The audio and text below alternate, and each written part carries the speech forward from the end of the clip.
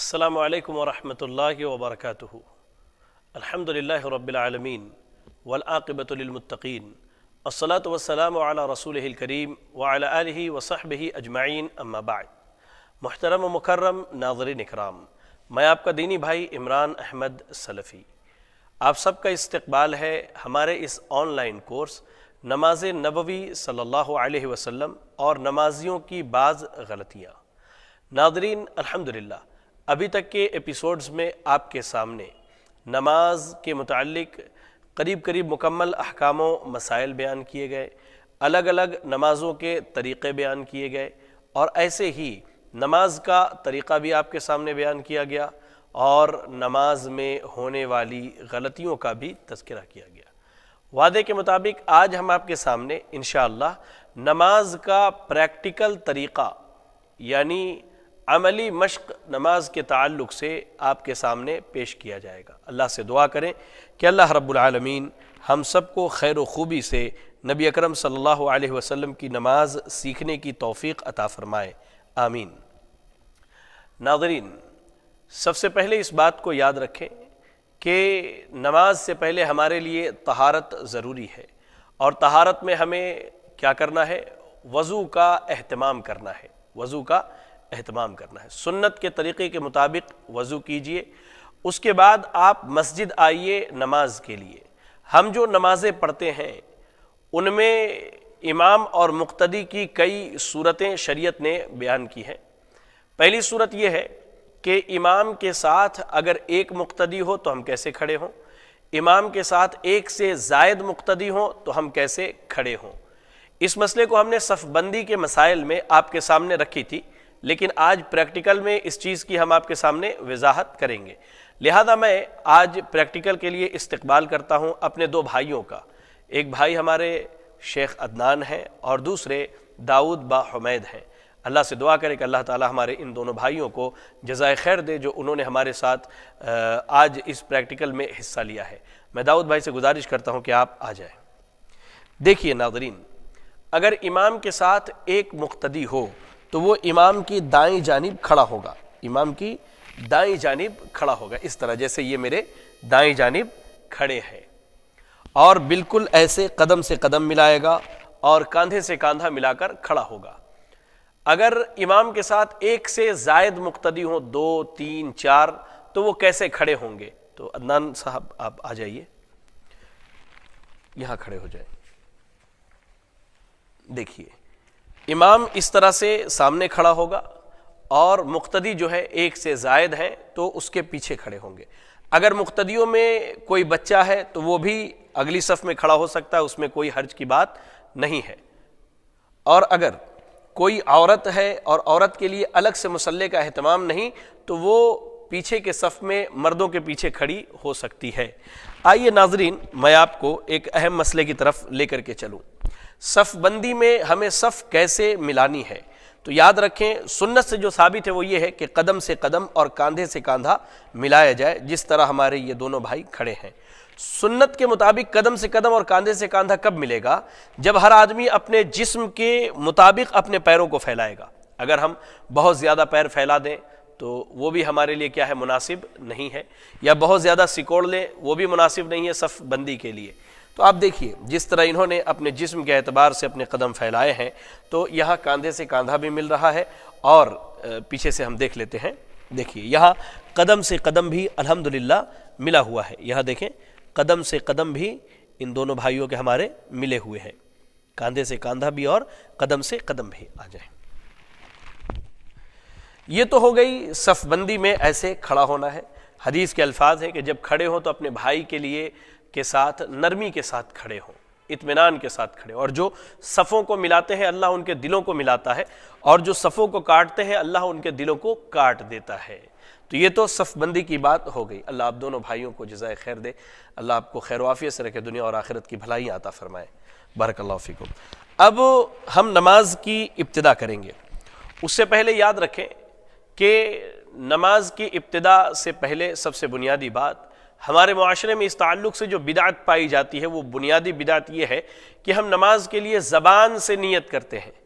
میں نیت کرتا ہوں 4 رکعت فرض نماز کی، بوقت ظہر اور منہ میرا قبلہ شریف کی طرف، یا اس طرح کے جو الفاظ کہے جاتے ہیں، تو یہ سنت سے ثابت نہیں، مروجہ بدعات میں سے ایک بہت بڑی بدعت ہے جس سے ہمیں اور آپ کو بچنے کی ضرورت ہے۔ ہاں یاد رکھیں، نماز کے لیے نیت ضروری ہے، لیکن نیت دل کے ارادے کا نام ہے، نہ کہ زبان سے اس طرح کی باتوں کی ادائیگی کا۔ جب ہم نے ارادہ کیا، دل میں ارادہ کر لیا، گھر سے نکلے کہ میں ظہر کی نماز کی ادائیگی کے لیے جا رہا ہوں، یا عصر کی نماز کی ادائیگی کے لیے، یا مغرب کی یا عشاء کی نماز کی ادائیگی کے لیے، تو جب ہم مسجد پہنچے الحمدللہ اب ہم نماز کیسے پڑھیں گے؟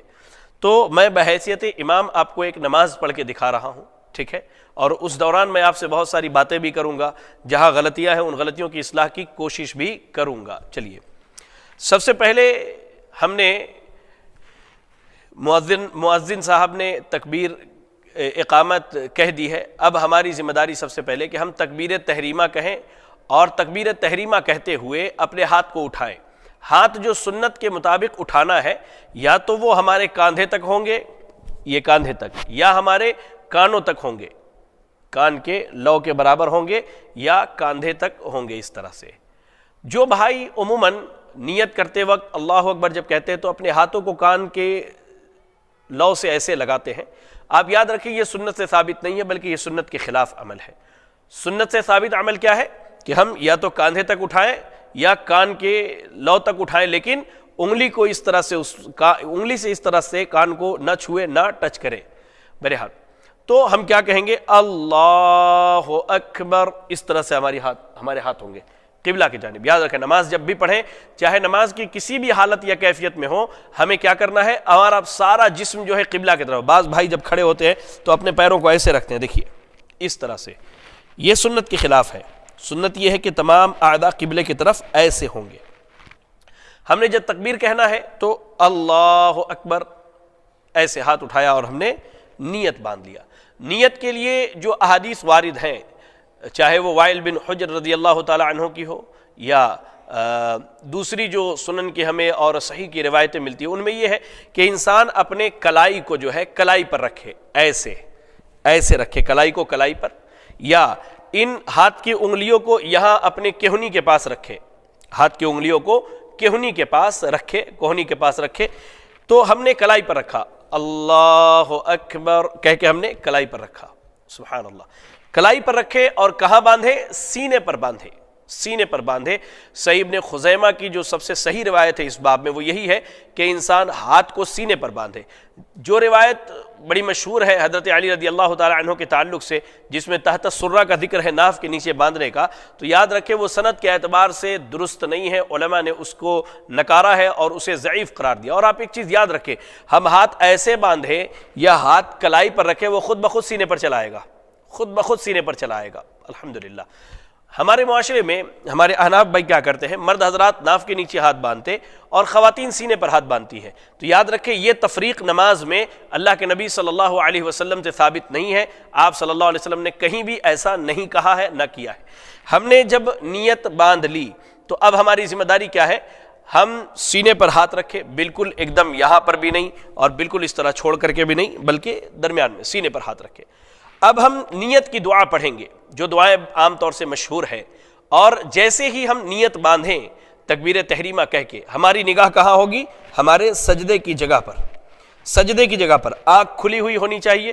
بعض بھائی آنکھوں کو ایسے بند کر لیتے ہیں اور کبھی سر آسمان کی طرف اٹھایا، کبھی ادھر، کبھی ایسے جھوم رہے نہیں۔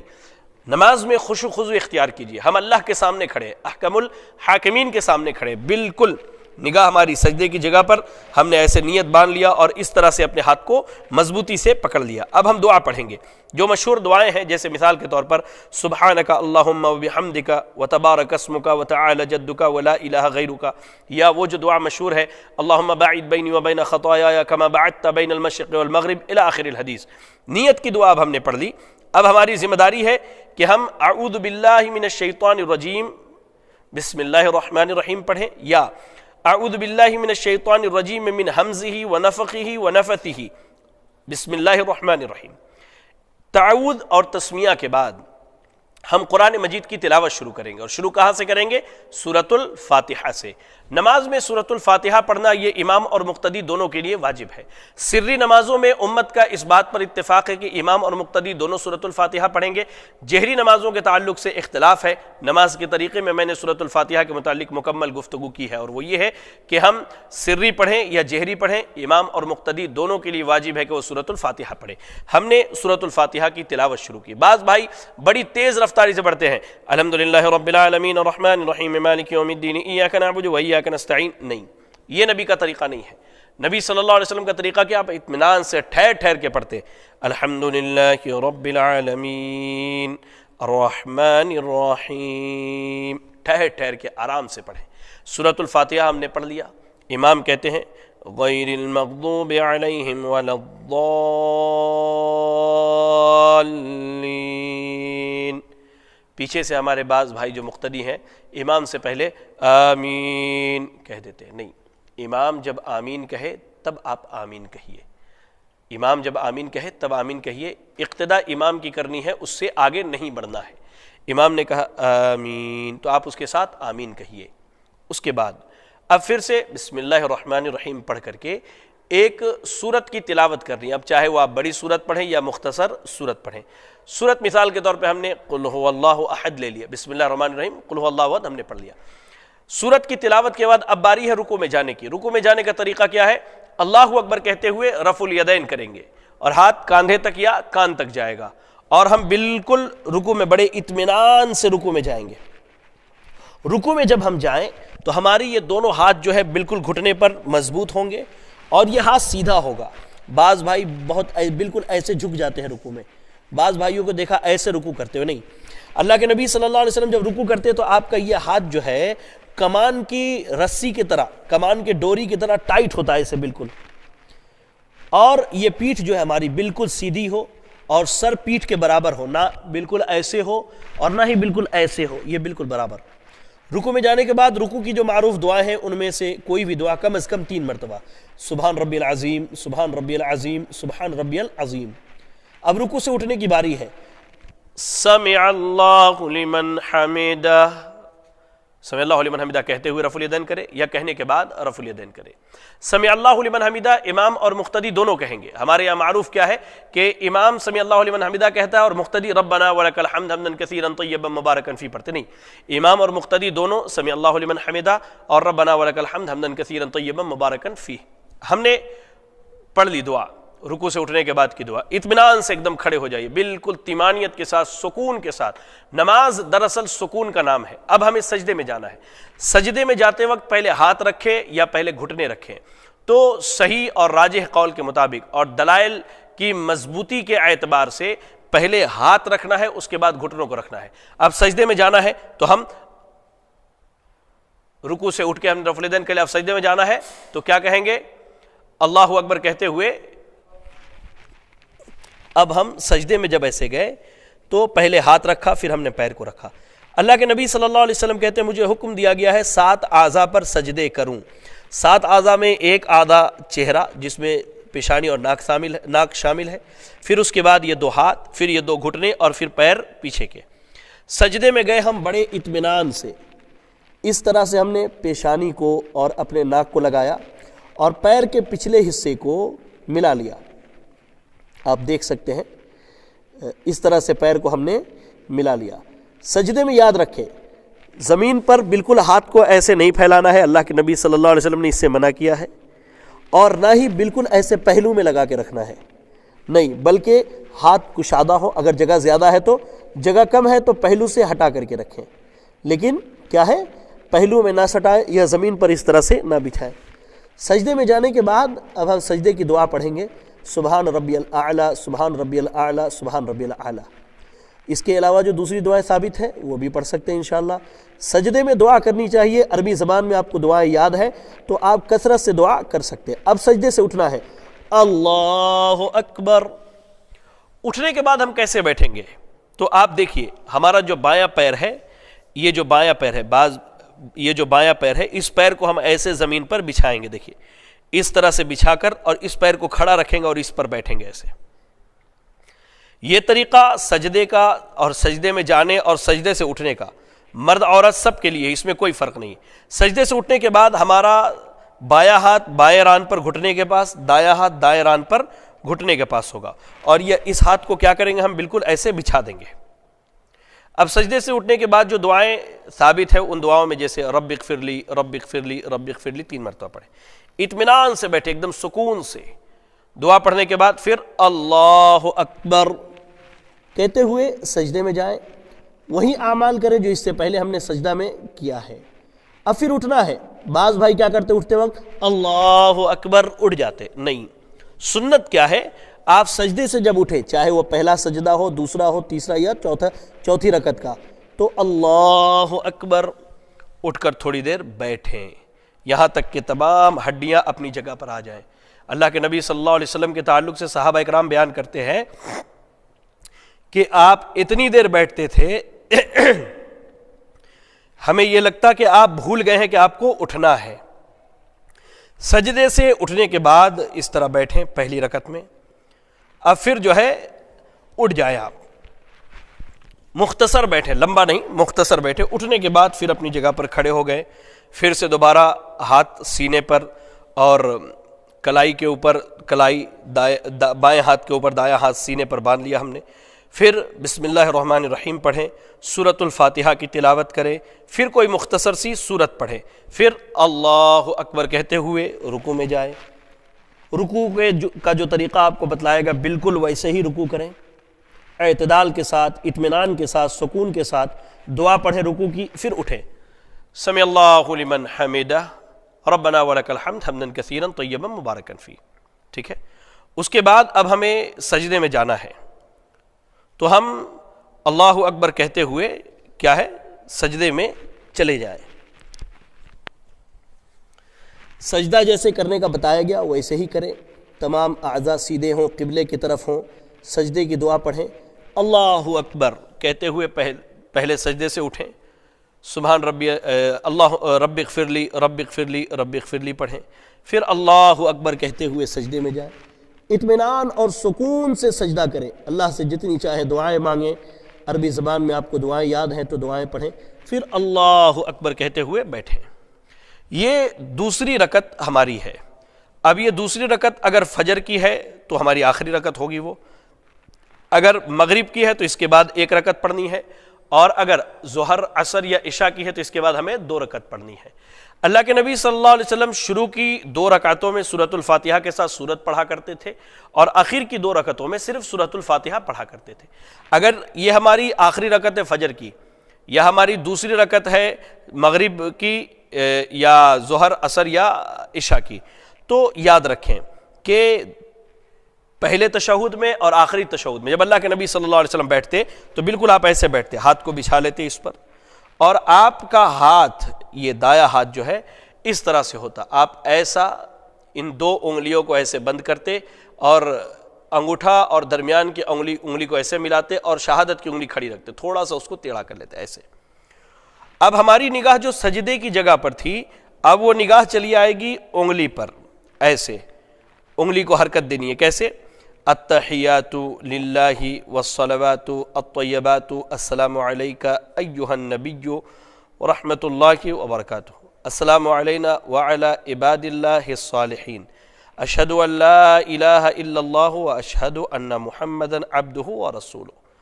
یہ بعض بھائی یہ کرتے کہ صرف اشہد ان لا الہ الا اللہ پر انگلی کو حرکت دیتے، پھر اس کو اشہد ان محمد رسول اللہ پہ جھکا لیتے، تو میں نہیں سمجھتا کہ یہ کسی حدیث سے ثابت ہے یا یہ سنت کا عمل ہے۔ سنت یہ ہے کہ مکمل تشہد میں، چاہے آپ پہلے تشہد میں ہو یا آخری تشہد میں ہو، انگلی کو حرکت دیتے رہے۔ اس کے بعد اگر آپ 3 یا 4 رکعت کی نماز پڑھ رہے ہیں تو یہ آپ کا پہلا تشہد ہے، تو آپ چاہے تو اس میں درود شریف بھی پڑھ سکتے ہیں، یا اشہد ان محمد رسول اللہ تک پڑھ کر کے اٹھ سکتے ہیں تکبیر کہہ کے، اور اگر 2 رکعت کی نماز ہے فجر کی تو مکمل دعائیں پڑھنی جو انشاءاللہ میں آپ کو بتا رہا ہوں۔ اب آپ اٹھ گئے، اللہ اکبر۔ اب ہم تیسری رکعت کے لیے اٹھتے ہیں، چاہے وہ مغرب کی ہو یا عشاء ظہر یا عصر کی ہو، تو رفع الیدین کرنا ہے۔ عبداللہ ابن عباس رضی اللہ تعالیٰ عنہما کہتے ہیں کہ اللہ کے نبی صلی اللہ علیہ وسلم رفع الیدین کرتے اور پھر سے نیت باندھے، اب کیا ہے، اب سورۃ الفاتحہ بسم اللہ پڑھنا ہے، سورۃ الفاتحہ پڑھنی ہے سری آواز میں خاموشی کے ساتھ، ایسا پڑھیں کہ ہمارے زبان اور ہمارے چہرے سے لگے یا ہماری داڑھی وغیرہ کے حرکت سے لگے کہ ہم پڑھ رہے ہیں، جیسے مثال کے طور پہ ایسے اس طرح سے، یہ سنت سے ثابت ہے۔ اس کے بعد اللہ اکبر کہہ کے ہم رکوع میں جائیں، سجدہ کریں۔ 3 رکعت کی نماز ہے تو بیٹھ جائے، آخری تشہد ہے۔ 4 رکعت کی نماز ہے تو پھر اٹھیں گے 1 رکعت کے لیے، اور آخری تشہد میں جب ہم بیٹھیں گے، مثال کے طور پہ ہم سجدے سے اٹھنے کے بعد آخری تشہد میں بیٹھیں، تو آخری تشہد میں ہمیں جس طرح ہم پہلے تشہد میں بیٹھتے ویسے نہیں بیٹھنا ہے، بلکہ ہمارا یہ جو پیر ہے، یہ بایاں پیر جو ہے آپ دیکھ لیجئے دائیں پیر کے نیچے آئے گا، اور ہم جسم کے اس حصے پر بیٹھیں گے اپنے کولہے پر، اس طرح سے یہ ایسے بیٹھیں گے ہم۔ دیکھیے یہ پیر بالکل یہاں سے نکلا ہوا ہوگا، یہ پیر ایسے زمین پر کھڑا ہوگا، اور ہم بالکل ایسے اطمینان سے بیٹھے ہوں گے۔ اب جب ہم بیٹھیں گے تو اس صورت میں پھر جس طرح ہم نے پہلے تشہد میں انگلی کو میں گرہ بنایا تھا اور اس طرح سے اپنی انگلی کو کھڑی رکھی تھی، ہم نے کھڑی رکھیں گے اور کلمات پڑھیں گے، التحیات للہ والصلوات الطیبات السلام علیک ایھا النبی ورحمۃ اللہ وبرکاتہ۔ اس کے بعد تحیات کے بعد درود ابراہیمی پڑھیں گے، اور ہماری نگاہ کہاں ہوگی؟ ہماری انگلی پر ہوگی۔ اللہم صلی علی محمد وعلی آل محمد کما صلیت علی ابراہیم وعلی آل ابراہیم انک حمید مجید، اللہم بارک علی محمد وعلی آل محمد کما بارکت علی ابراہیم وعلی آل ابراہیم انک حمید مجید۔ یہ ہو گیا۔ اس کے بعد بھی دعائیں ثابت ہیں، جیسے اللہم انی اعوذ بک من عذاب القبر واعوذ بک من فتنة المسیح الدجال واعوذ بک من فتنة المحیا والممات، اللہم انی اعوذ بک من المأثم والمغرم، اللہم انی ظلمت نفسی ظلما کثیرا لا یغفر الذنوب الا انت فاغفر لی مغفرة من عندک وارحمنی انک انت الغفور الرحیم۔ اگر اس کے بعد بھی دعائیں مانگنا چاہے تو دعا پڑھ سکتے ہیں، مثال کے طور پہ اللہم ربنا آتنا فی الدنیا حسنۃ وفی الآخرۃ حسنۃ وقنا عذاب النار، اور جو دیگر دعائیں ہیں، کیونکہ تشہد میں دعا قبول ہوتی ہے۔ اگر ساری دعاؤں سے فارغ ہو گئے تو دائیں طرف السلام علیکم ورحمۃ اللہ، بائیں طرف السلام علیکم ورحمۃ اللہ، یہ ہماری نماز کیا ہے؟ ہو گئی۔ اب امام ہے تو دائیں جانب سے ایسے گھوم کر کے مقتدیوں کی طرف چہرہ کر لے، یا بائیں جانب سے بھی گھوم سکتے ہیں۔ بعض بھائی نماز کے ختم ہوتے ہی اپنے سر پہ اس طرح ہاتھ رکھ کر کے کچھ کلمات پڑھتے ہیں، یہ سنت سے اور صحیح احادیث سے ثابت نہیں ہے۔ بعض بھائی کیا کرتے ہیں، نماز کے فوراً بعد دعا کے لیے ہاتھ اٹھا دیتے ہیں، یہ بھی سنت کے خلاف ہے۔ ہونا یہ چاہیے کہ نماز کے بعد کے جو اذکار ہیں، جیسے نماز ختم ہوتے ہی اللہ اکبر، استغفر اللہ استغفر اللہ استغفر اللہ 3 مرتبہ، اس کے بعد اللہم انت السلام ومنک السلام تبارکت یا ذا الجلال والاکرام، جو دعا ثابت ہے وہ مکمل دعائیں پڑھیں۔ آپ چاہیں تو فرض نماز کے بعد دعا کر سکتے ہیں، لیکن فرض نماز کے بعد اجتماعی دعا کا ثبوت نبی اکرم صلی اللہ علیہ وسلم سے نہیں ملتا ہے۔ انفرادی طور پر اگر دعا کریں تو آپ جتنی دیر چاہیں اللہ تعالیٰ سے دعا کریں، فرض نماز کے بعد دعائیں قبول ہوتی ہے۔